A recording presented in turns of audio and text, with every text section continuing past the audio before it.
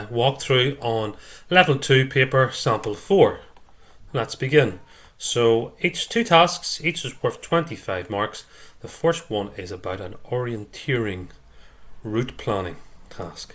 So you've got to use the map to plan the best route for the course. And here is the map. You have the start here, it says start, and you got to aim for the finish, which is down here. You can go any route you want, just make sure that you need to go to every checkpoint once, just once. You can do it in any order, and you don't have to use the roads or paths. So let's start drawing. So pick a little red colour here, and at start I'm just going to go straight up to B. I would use a ruler in the exam obviously. Across to A, down to C, where's next? Across to D, across to E, and across to the finish. And that's the route done. Make sure you use a ruler in the exam. It said give 2 reasons why you chose the route. Well, your reasons are kind of in here somewhere. You need to go to every checkpoint once. You need to say that. I went to every checkpoint once. That's why I chose this route. You do not need to stay on the roads or paths. This route didn't need to go on the roads or paths. That's 2 valid reasons. Next we have to measure the distance between each stage. So I'll get a ruler and I would measure each stage. I can't do it on screen, but we'll take just as an example, start to B. So start to B, B to A to C, C to D, D to E, and E to the finish. And even just drawing those in, or writing those in will get you a mark. And then you put in your measurements. So you get your ruler, go from the start up to B as close to it as you can. I'm going to say it's 6 centimeters. And you do the same for each one going down there. Next it says work out the actual distance of each stage on the map. So a map is a paper based object. It's small. The real world is big. So we'll be multiplying. We'll be taking our measurement and timesing it by the scale. And the scale can be found on the diagram. I think it was 1 to 20,000 it is. That means every centimetre on paper is worth 20,000 in the real world. So 1 equals 20,000. And it's in centimetres. Scale is always in centimetres unless you're told something else. So 1 centimetre equals 20,000. I take my measure, which was 6, and every one is 20,000. 6 of them must be 6 times 20,000. I get 120,000, and I put it as best I can into the box. It hasn't asked me to change it to anything else, so I'll leave it as that. And I'll do the same for each calculation. Next, we have a time distance formula. So we always write out the formula. Time equals distance divided by speed times 60. Well, the time we don't know, that's what we want to find out. The distance in kilometres, that would be for each part of our route. So it is. And take our example, our first ones are 120,000, and we do the same for each one of these. It's 120,000 centimetres. Now the speed is up here. It is 6 kilometres in 1 hour. So that's 6 kilometres per hour. So distance divided by 6 kmph times 60. So this is in centimeters. This is in kilometers. I'll have to change this from centimeters to kilometers. To change from centimeters to kilometers, I need to do it in 2 steps. I need to change it to meters first by dividing by 100 and getting 1200 meters, and then I need to change it to kilometers next by dividing by 1,000, and I'll do that in 2 steps, and I get 1.2 kilometers. I put that down in my answer box and I carry on and do the next one based on my previous answers. So that's the important bit. To change centimeters to kilometers, there's 2 steps. You had to change it to meters first by dividing by 100, and then change it to kilometers by dividing that answer by 1,000. So that's something important to learn for the exam. Next, use your answers from 1E to work out how long it will take to complete the whole course. Well, these are your answers here. We just add those up and that'll get your answer for this. Check one of your calculations in 1E. So we'll take the first one. We did 1.2, and we changed it into kilometers. We divided it by 6 and we times it by 60, and we got our answer, which was 12 minutes, which I hadn't worked out. So actually I hadn't finished that off. So it's 1.2 divided by 6 to finish this off, times 60 gives you 12 minutes. You do that for each one. Here, our checking method. Checking method would be taking our answer, which is 12. Going to the next step, which is to multiply. This time we're going to divide, whilst we're going backwards. I'm doing the wrong question. That should be down here. That's your checking method. So let's do that again. Checking method. I'll take the sum I did in the previous question with the formula. To check it's right, I will take the answer. Instead of multiplying by 60, I'll divide by 60. Instead of dividing by 6, I'll multiply by 6 to get back to where I started. Next, we had a percentage question. Work out 15%. Well, £7.60 divided by 100 times by 15 will work out your percentage.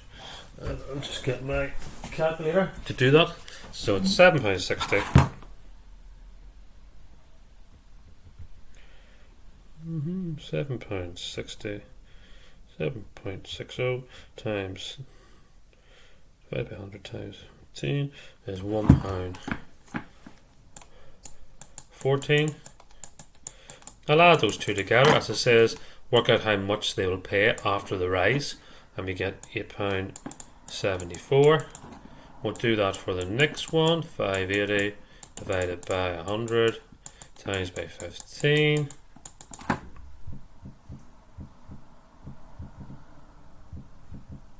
We get 87 pence.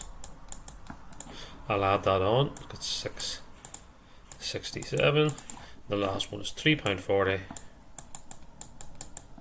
divided by 100 times 15 equals 3.4 divided by 100 times 15. Yeah, that can't be right. 3.40. That's 51 pence. We'll add that on and get £3.91. So a percentage of amount question. Next, you have to work out the total cost. 5 adults, 3 are non-members.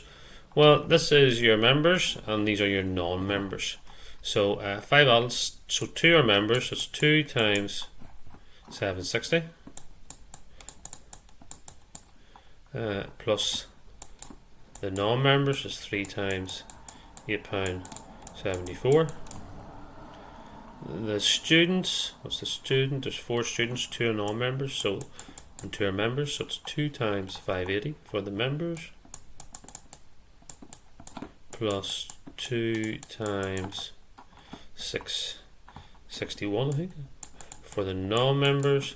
And finally the child is 340 for how many children are there? 2 children, both non-members, so it's 2 times £3.91 is the non-member charge. You'll work out each and add them up and get your total cost. Next, what percentage of the scores were over 200? Well, over 200 would be anything over 200, which is this one, this one, and this one. That is not over 200. Then we'll have this one and this one. And the rest are okay. So we got 5. And to write a percentage, we need to write a fraction first. So it's 5 over 23. Where did 23 come from? Well, there's 10 here, there's 8 here, sorry, 1, 2, 3, 4, 5, there's 6 here, there's 16, 17, 18, 19, 20, 21, 22, 23. And then to turn that into a percentage, we take the top, we divide it by the bottom, and we multiply that by 100. We'll do that now. It's going to be 21% of around there. We'll take it. It's 5 divided by 23. It's 21.7%. Next, suitable average. Well, there's different averages here. I'll just give you an example of each. The mean. The mean is add them all up and divide by how many. So we'd add up our totals here, 170, etc. Now, when you're adding them up, use a calculator, obviously, and you don't have to show every number added up. You just have to show the total when you've added them up. And when you're using the calculator, make sure to hit the equal sign before you divide. When you get 1915 and divide that by 10, you get 191.5. For the second one, you would do the same. 180 plus 200 plus 120 plus 184 plus 195 plus 190, and you get 1069. And this time we're not going to divide it by 10, as there was not 10 numbers. There was 1, 2, 3, 4, 5, 6. We'll do that. 1069 divided by 6, and you get 178.16. You do the same for Anna. For the median, make sure to put them in order first. So we take Emily. We take our numbers, 120, 180.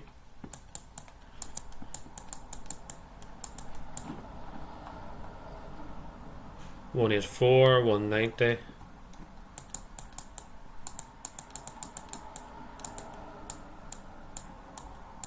And 190, 195, and 200. Sorry about the writing here. And then we just tick them off until we come to one in the middle. This time there's two in the middle. There's 184 and 190. So we need to add them up and divide by 2. Gives you 150, gives you 162. Actually, that's wrong. 165, 167. If you're doing the median. So the mean, add them all up and divide by how many. We do that for all three. The median, put them in order first and find the middle number. The mode, somebody has tried the mode, but one of the columns didn't have a mode, so you couldn't use it in this case. Make sure to know your averages. Then explain why they used an average. Well, the mean, you use the mean as it I use the mean as it uses all the data. The median, if you use the median, I use the median as it gets rid of extreme values. The mode, nobody used the mode because we couldn't use it, but you would say something like I use the mode as it shows the most popular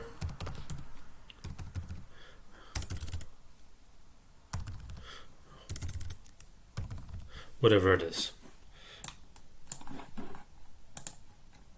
Next, you had to use your answers from 2b to draw a suitable chart, and I haven't done any answers in 2b, but we'll just show roughly. I think this was 191.5, and the next one I got to work it out now for Anna. As you can see, a lot of these questions are linked, so you need to be getting your answers from a previous question and moving back to previous answers and bringing them forward. Just adding these numbers up here. 1315, I'm going to divide it by 1, 2, 3, 4, 5, 6, 7, as there's 7 numbers, and get 187.85. It doesn't say around them, so I'm just going to take the first few numbers off the decimal point. It's asked me to draw it in a bar chart. It says chart, 191.5 is the highest. If you get asked to do a chart, there only is two. There's pie and bar. And a pie chart, you'll have a circle drawn for you, so it's definitely not a pie chart, so it has to be a bar. And we're going to draw out, and it's going to be 191.5 is going to be our highest number. Right, so we go up in tens, 10, 20, 30, 40, 50, 60, 70. We're not going to make it, so we need to go up in 20s. 20, 40, 60, 80, 100, 120, 140, 160, 180, 200. Right, and the first one is 191.5. Well, there's 180. About halfway is 190. So every square, there's 5 squares between 180 and 90, and there's 20. That's 4 squares. So 191, 184, 188. So somewhere in there, it's going to be difficult to draw, but the best we can. And we draw it in. Oh dear. And we give it a name. Who is it? I think it's Jack. Just put a J for Jack. Next person is Emily, and she's 178. So we'll need to leave a little gap. 160, 180, somewhere in here roughly. Hard to do on screen. And we draw that in. And that's Emily. Then we got Anna, 187 I think she was. There's one, leave a gap. 180, probably in about there somewhere. And draw that in. Make sure to label your chart or your bar chart. So it is scores, so the players. So players. And then upside bowling scores. I can't really draw that from here, but bowling scores up the side. Make sure you label them. Some people didn't in the practice papers. Next question, work out the range. Well, the range is quite easy. It's the highest take away the lowest. So we find the highest number for each column, 215, and we take away the lowest number, 170 in this case, 45. Emily. A lot of people got Emily wrong. It's 200. Take away the lowest number. The lowest number is not 180. 120, which is right under your nose, was the lowest number, which gives you 80. And then Anna is 225. Take away 160, leaves 65. And that's your range. So nice, easy question on the range. Next says, give 2 comments about what the range shows. Well, the range shows if something is consistent or inconsistent. And I can see the lowest range is Jack and the highest range is Emily. So I'm going to write about those two. The lower the range, the more consistent you are. So I'm going to write that Jack was the most consistent player as range was low.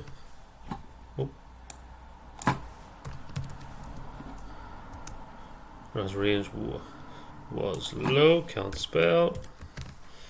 Oh dear. Comment 2.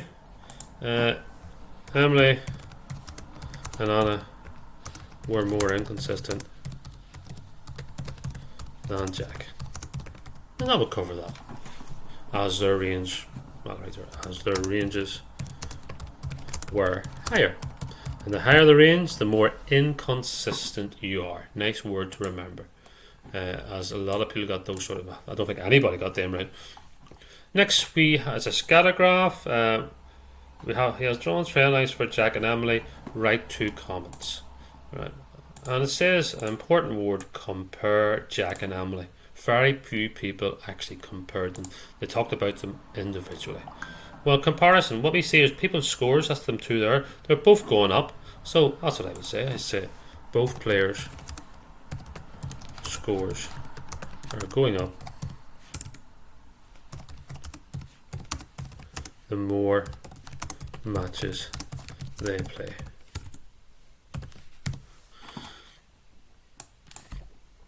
Then down here you could talk about who was the best or who was the worst between them. Well, you can see that the blue person, Jack, he's getting higher. Jack's scores are going up more than, that's it, Emily, I think. Emily's. Not Emily's, Emily's. And that's comparisons. You're asked to compare, make sure you compare. Next it says draw a trend line on this. Somebody has forgot to draw the trend line or drew it incorrectly. It's a line of best fit. Find the first point that we're talking about, which is Emily's. You can start above it, below it, on it, and aim down towards the last point. You're trying to keep it, not the easiest thing to do with this particular pen. That's reasonably okay. Probably should be a bit higher, but we can live with that. It's an estimate anyway. But you're drawing a straight line and you're trying to keep an even number of points above and below the line. What's Emily's performance? What's the trend? Make one comment. Well, Emily's trend is negative. It seems to be going down. The more matches she plays, the scores seem to be getting worse. So what's what we want to say? The more games Emily plays, the lower the score.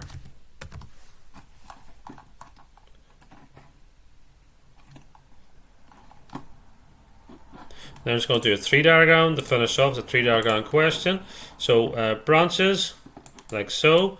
What we want, register. Some people register, some people don't. The people who register will go and book a game. So book or not book, always an opposite.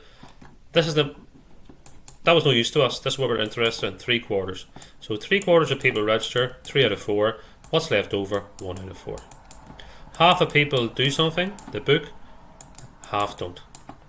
We take the two things we're interested in, those two there, and we multiply them. And we get 3/8. Make sure to revise those if you've got a problem with doing them.